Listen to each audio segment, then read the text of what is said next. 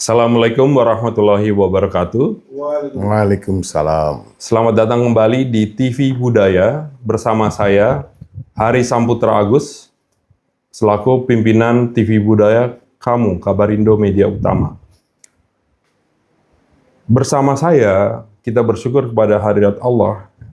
Bersama saya ada Mas Sri Eko Srianto Galgendu ya Mas. Kita akan membicarakan sesuatu yang kalau Mas Eko bilangnya khususon ya Mas.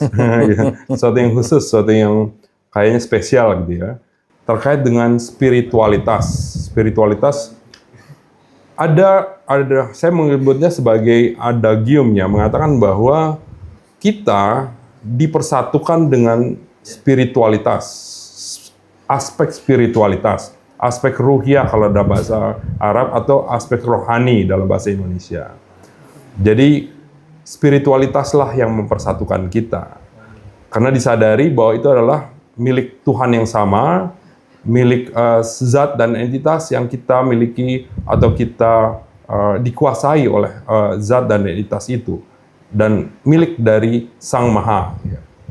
Nah, saya akan membahas beberapa hal dengan Mas Eko terkait dengan misalnya tentang abdi kepada Tuhan dan subordinatnya mengabdi kepada kemanusiaan, kepada tanah air.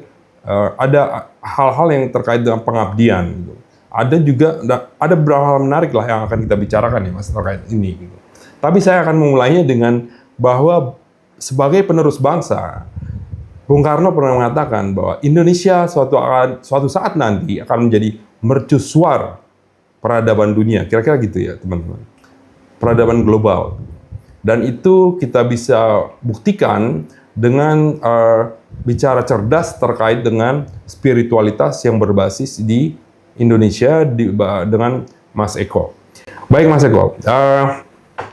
Saya ingin memulainya dengan terkait dengan bumi ya, karena Mas Eko membahas tentang bahasa bumi ya. Nah, bumi dalam terma yang lain ada dunia, terma dunia. Dalam pemahaman saya, bumi itu memang satu, pijakan kita satu. Pijakan kita satu, seperti halnya ruh tadi, Tuhan, dimensi spiritual. Tapi ada dimensi yang namanya dunia. Dunia saya beda sama dunia Mas Eko. Dunia itu sesuatu yang bumi pun sebetulnya adalah himpunan bagian dari dunia kita. Karena kita berada di bumi dan akan kembali suatu saat sesuatu yang berpasangan lah. Bahwa ada dunia dan ada yang kekal, ada yang abadi. Nah, bicara itu terkait dengan bumi dan dunia ini bisa dijelaskan Mas? Terima kasih Gus Hari. Karena ini bicara bumi, maka kita akan mulai dengan bahasa bumi. Ya. Ruh muha rahana jama karana rahana tuma mihara hana kajarana tara tumahu. Aku berikan kepada kalian semua, umat manusia, ibu yang kemudian menghadirkan segala hidup dan kehidupan, ibu yang menghadirkan segala apa yang engkau ingin miliki, ibu yang menghadirkan segala apa yang engkau tanam akan menjadi suatu kehidupanmu dan mencukupi segala kebutuhanmu. Engkau bisa kemudian berlindung di sana. Engkau bisa kemudian hidup di sana. Dan kelak engkau akan dikebumikan. Jadi kalau kita memahami arti nilai bumi di sini, maka bumi adalah ibu kita. Ibu yang memberikan hidup untuk semua umat manusia. memberikan dirinya, memberikan hatinya, memberikan jiwanya, memberikan semuanya yang ada untuk putra dan putrinya. Ya. Dan manusia hidup di bumi dikatakan hidup di dunia. Ya. Artinya, sewaktu manusia hidup di bumi, maka dia melakukan suatu tanggung jawab kehidupannya di dunia. Ya. Tanggung jawab kehidupannya yang sudah diberikan Tuhan kepada setiap anak manusia. Ya. Yang sebenar-benarnya setiap anak manusia tugasnya adalah mengagungkan dan membesarkan kebesaran dan keagungan Tuhan di muka bumi. Ya.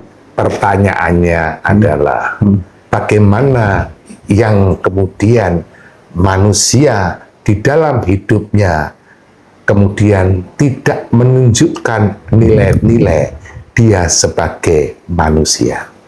Karena kata manusia berasal dari kata manusia. Ya. Artinya manusia adalah mereka yang bertanggung jawab keberadaannya terhadap Tuhan yang Maha Kuasa. Baik. Baik, Mas Eko, terkait dengan tadi bumi direlasikan dengan ibu ya, kan ibu pertiwi gitu ya. Terkait dengan ibu ini kan ada probabilitas kemungkinan dia melahirkan lebih dari sekali. Maksudnya gini, ibu bisa melahirkan lebih dari sekali. Seperti kita tahu anak-anak lebih ada keluarga yang lebih dari sekali dilahirkan oleh ibunya. Artinya secara alamiah, gaib dan zahir kita bicara, seorang ibu itu bisa melahirkan lebih dari satu kali. Ini kita bicara sebagai ya mikro dan makrokosmos ya. Artinya ada kesatuan juga di sana harusnya bahwa hidup itu bisa berulang. Ada ulangan di rahim ibu gitu. Dari satu ayah bisa memiliki anak yang lebih dari kehidupannya lebih dari satu gitu. Nah, terkait dengan itu sangat bumi ya. Artinya di bumi ini bisa ada ibu bisa rahim ibu bisa melahirkan lebih dari satu kali. Probabilitasnya ada. Nah, ini terkait dengan spiritualitas yang sama gitu. Dan itu ibu kita bagaimanapun ininya tetap rahimnya memiliki kapasitas seperti itu. Nah, itu harusnya kita satu gitu, membicarakan terkait kemungkinan untuk bisa adanya kehidupan selain diri kita atau ada orang saudara kita atau jadi ada kemungkinan ada dari satu rahim itu lahir beberapa kali itu kehidupan. Menurut Mas Eko gimana, Mas? Jadi ada ibu Ya. yang kita disebut ibu dalam arti kita sebagai anak manusia. Ya. Ada juga ibu secara makrokosmos, yaitu yang kita sebut zaman atau bangsa. Ya. Maka kemudian yang terjadi juga pada bangsa kita, bahwa bangsa ini melahirkan zaman ke zaman dari bangsanya sendiri. Kita masih ingat dulu di zaman kerajaan, kemudian di zaman penjajahan, sampai kemudian di zaman proklamasi kemerdekaan. Presiden pertama adalah Insinyur Soekarno, kedua adalah Presiden Soeharto, ketiga Presiden Habibie, Presiden keempat adalah Kyai Haji Abdurrahman Wahid, terus kemudian Presiden kelima adalah Presiden Megawati Soekarno Putri, terus kemudian Bapak Susilo Bambang Yudhoyono, sampai kemudian Presiden ketujuh adalah Presiden Joko Widodo, dan sekarang adalah Presiden Prabowo Subianto. Artinya bahwa para pemimpin ini dari zaman ke zaman itu lahir dari rahim yang sama, yaitu rahim bumi pertiwi bangsa Indonesia. Dari garba yang sama, yaitu garba dari Garba Ibu Pertiwi bangsa Indonesia. Seharusnya setiap zaman seperti yang dikatakan Gus tadi itu memberikan suatu nilai, memberikan suatu pemahaman, meletakkan pondasi demi pondasi dari adanya bangsa ini dengan suatu pemahaman begini. Bangsa yang meninggalkan zaman kejaman dari bangsanya sendiri, maka bangsa tersebut dikalahkan oleh zaman itu sendiri. Ini yang mesti harus menjadi pembelajaran bagi kita semua, terutama presiden kita yang sekarang, yaitu Bapak Prabowo Subianto. Kita masih ingat pada waktu zaman Orde Baru, Orde Lama, seolah-olah tidak ada peran yang kemudian baik, peran yang positif, bahkan seolah-olah tidak ada nilai daripada zaman di belakangnya, yaitu zaman kerajaan.